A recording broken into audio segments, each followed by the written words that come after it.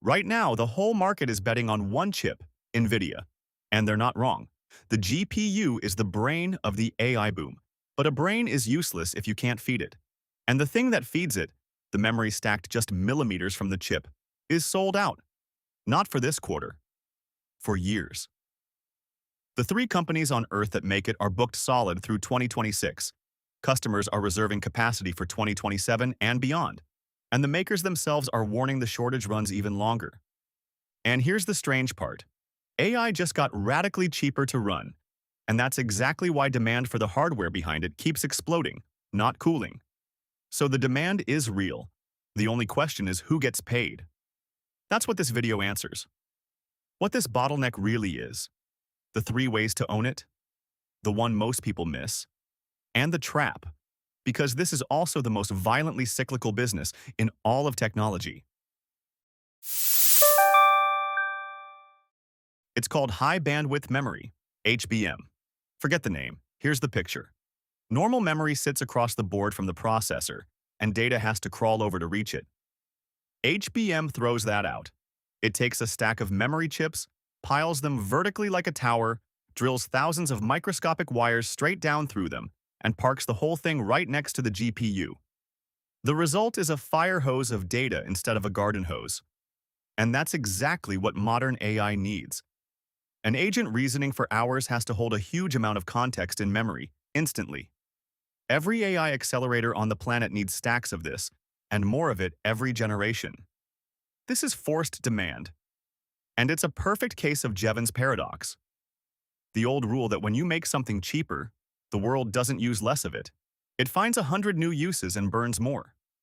Cheaper software made AI tokens cheap, but no software breakthrough can conjure a physical tower of memory.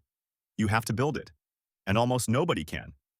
This is one of the most concentrated supply chains in tech, essentially three companies. SK Hynix is the runaway leader, more than half the market, with Nvidia's lead slot. Behind it, Samsung and Micron trade places for second as the next generation, HBM4, ramps. And Micron matters for one reason. It's the one American name, the only pure memory play you can buy on a US exchange.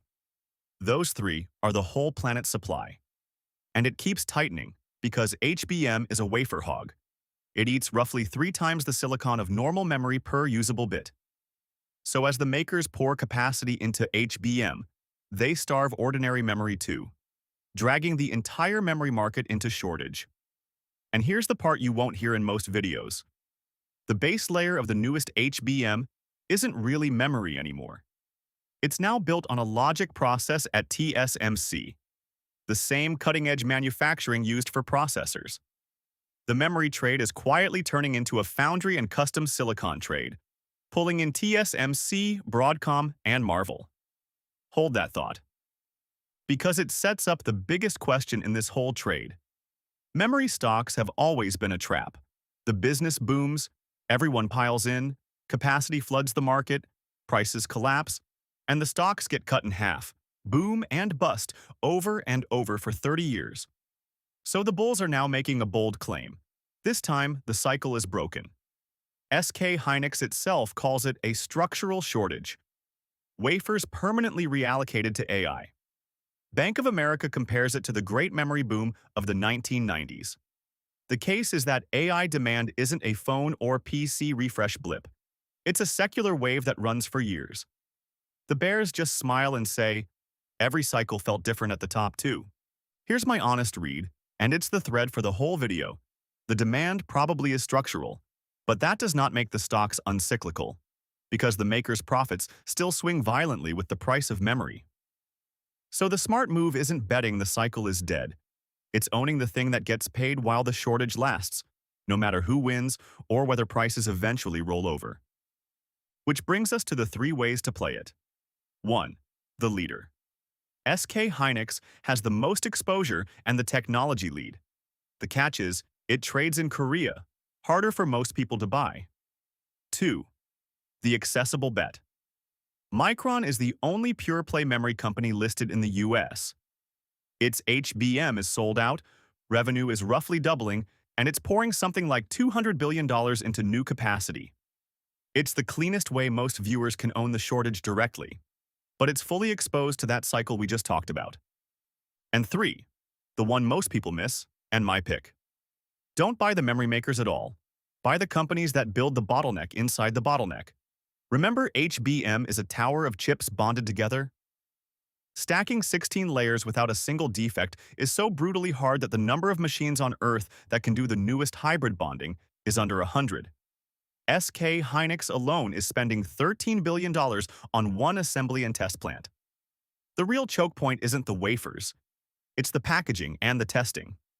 The companies that make those tools, names like Bessie, ASMPT, the inspection and test players, sell to all 3 memory makers. You win regardless of who wins the HBM war, and it's a capacity build story, not a who's cheapest story. Here's the honest part. HBM is only just starting to move to this kind of bonding, so this is an early bet on where the choke point is heading, not where all the revenue sits today.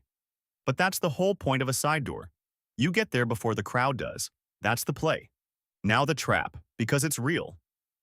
First, you'd be buying the most cyclical business in tech at the exact moment it's priced for a shortage that lasts forever. Analysts are already warning that a wave of new capacity could flip today's shortage into a glut by late this year or next. And when memory rolls over, it rolls hard. Second, the wild card, China. CXMT is racing to make domestic HBM by the end of 2026, backed by a $4 billion IPO. Long-term, that's exactly the kind of new supply that ends cycles. Though for now, it's throttled by the same packaging wall and by US export controls, which, notice, actually protect the Western toolmakers. The demand here is obvious. Whether it stays profitable to own at this price is not. So if I have to put a stake in the ground, I lean to the side door, the packaging and test equipment, because it's least exposed to which memory maker wins, and it rides the build-out either way. Micron for anyone who wants the cleanest, most liquid US exposure. The honest risk? All of it still rides the same AI capex wave. And if that wobbles, equipment orders get canceled first. So here's the one-year test, and it's clean. A year from now, is 2027 HBM capacity still sold out and contract prices still climbing? Or did new supply catch up and prices roll over? If it's still sold out, the bottleneck held. If a glut prints, the cycle won this round. Either way, the lesson is bigger than memory. The world keeps bottlenecking on the physical things software can't make cheaper. First the compute itself, now the memory stacked right next to it. Tell me in the comments, real structural supercycle or the top of a classic boom bust? My bet's pinned up top. This is education, not financial advice. And these numbers move fast, so do your own research before you risk a cent.